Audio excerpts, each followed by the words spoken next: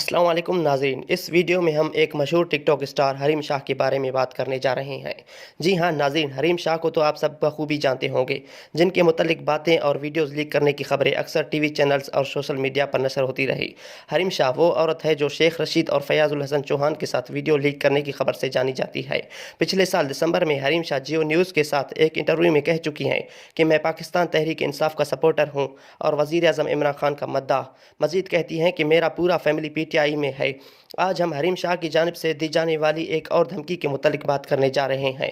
जी हाँ नाजरीन, TikTok star Hareem Shah अपने ट्विटर अकाउंट पर एक ट्वीट करती हुई कहती है कि अगर वज़ीर आज़म पाकिस्तान इमरान खान ने 24 घंटों के अंदर मुकम्मल लॉकडाउन का ऐलान ना किया तो मैं तमाम वीडियोज़ लीक कर दूंगी। नाजरीन, आने वाले वक्त के साथ अब देखना ये होगा कि हरीम शाह के पास इमरान खान की ऐसी कौन सी वीडियो है जिनकी बदौलत आज वज़ीर आज़म पाकिस्तान को धमकी दी जा रही है।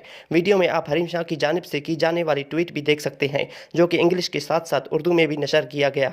तो ये थी नाज़रीन आज की वीडियो। बाखबर रहने के लिए उर्दू आर्टिकल टीवी को ज़रूर सब्सक्राइब करें।